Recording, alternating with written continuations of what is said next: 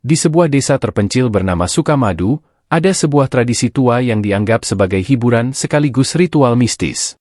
Tradisi itu adalah permainan jailangkung. Awalnya, permainan itu hanya dilakukan oleh anak-anak desa sebagai cara mengisi waktu luang. Namun, sebuah kejadian tragis mengubah semuanya.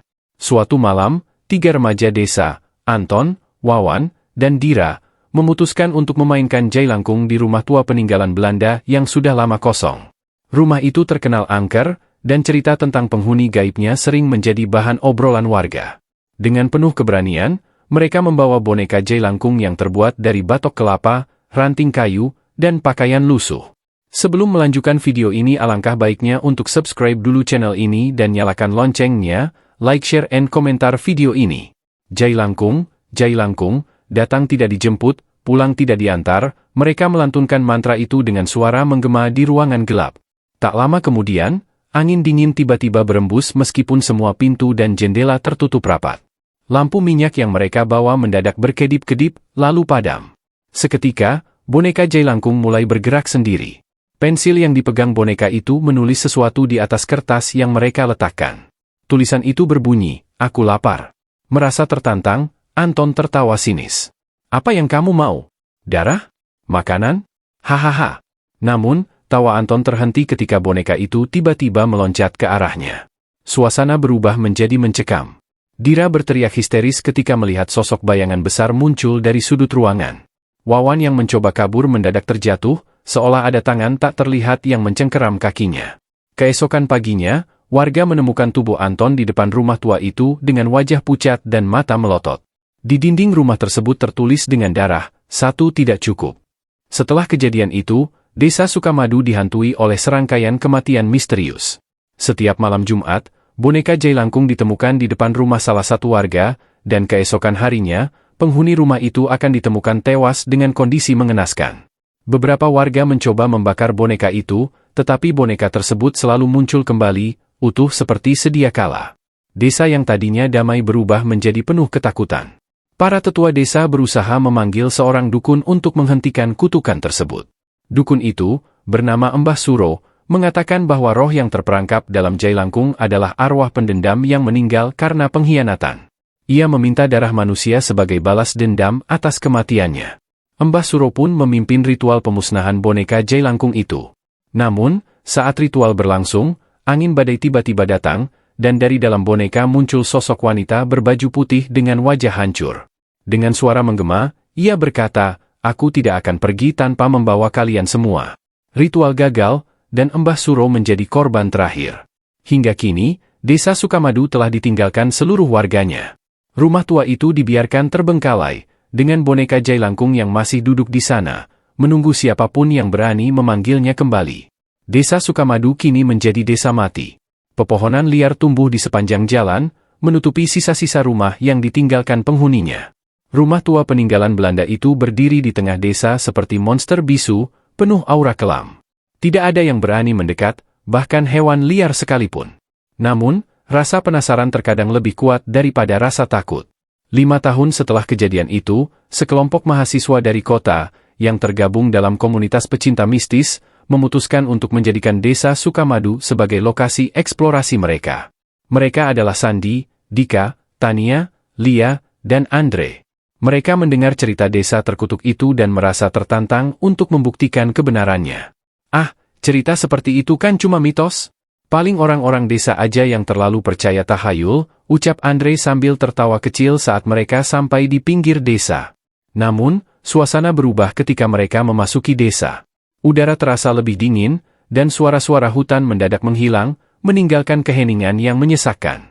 Rumah-rumah kosong tampak seperti lubang hitam yang mengintai, dan rumah tua itu berdiri di ujung jalan, menanti kedatangan mereka. Di dalam rumah tua itu, suasana semakin mencekam. Dinding-dindingnya dipenuhi coretan samar berwarna merah, seperti darah yang telah lama mengering. Tulisan-tulisan itu berbunyi, "Pergi sebelum terlambat." "Ini cuma trik murahan," gumam Tania, mencoba menyembunyikan ketakutannya. Tapi di dalam hatinya, ia merasa ada sesuatu yang mengawasi mereka. Ketika malam tiba, mereka memutuskan untuk bermain jailangkung di ruang tengah rumah itu. Boneka jailangkung yang sudah penuh debu masih tergeletak di sudut ruangan, tampak seperti menunggu seseorang untuk membangkitkannya. Dengan setengah bercanda, Sandi memulai permainan, melantunkan mantra. Jai Langkung, datang tak dijemput, pulang tak diantar. Lampu senter mereka tiba-tiba berkedip-kedip, lalu mati. Tawa yang sebelumnya terdengar dari kelompok itu kini berubah menjadi keheningan penuh ketegangan. Boneka Jai Langkung yang mereka letakkan mendadak bergerak, pensilnya mulai menulis di kertas yang mereka sediakan. Dika mencoba menghentikan permainan, tapi boneka Jai Langkung itu mendadak melompat ke arahnya dan mencengkeram lehernya. Mereka semua berteriak, mencoba menyelamatkan Dika, tapi bayangan hitam mulai bermunculan di setiap sudut ruangan, mengelilingi mereka. Sosok wanita berwajah hancur muncul di tengah mereka, tertawa menyeramkan.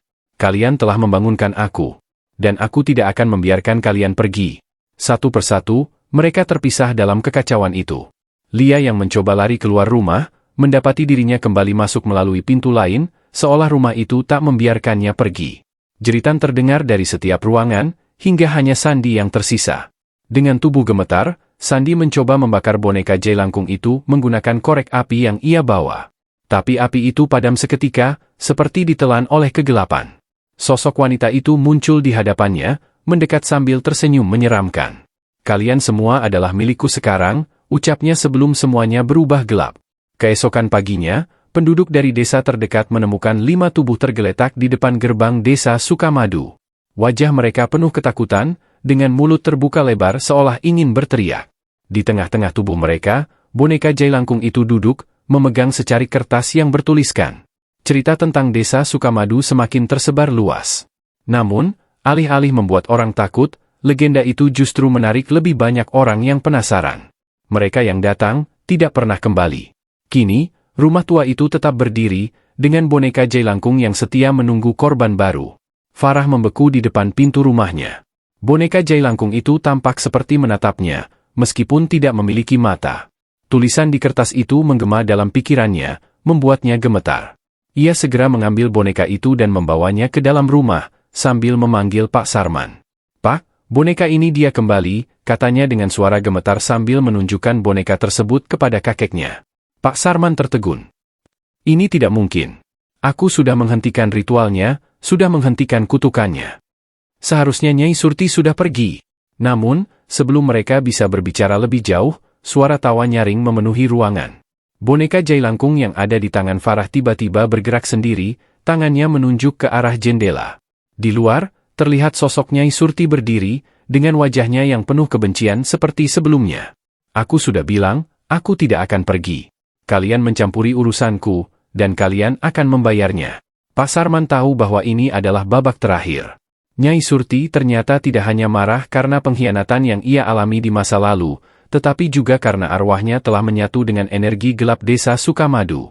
Ritual yang mereka lakukan tidak cukup kuat untuk menghentikan seluruh kekuatannya.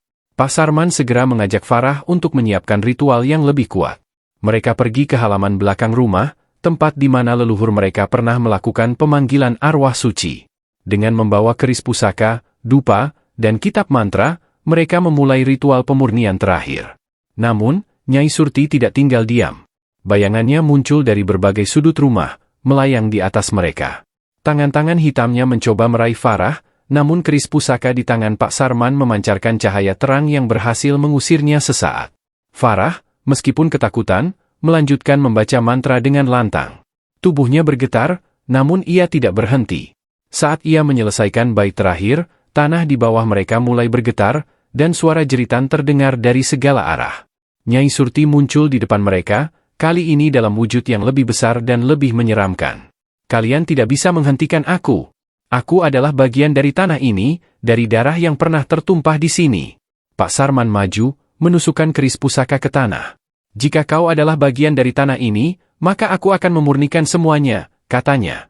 Dari tempat keris itu tertancap, cahaya putih terang muncul, menyilaukan pandangan mereka.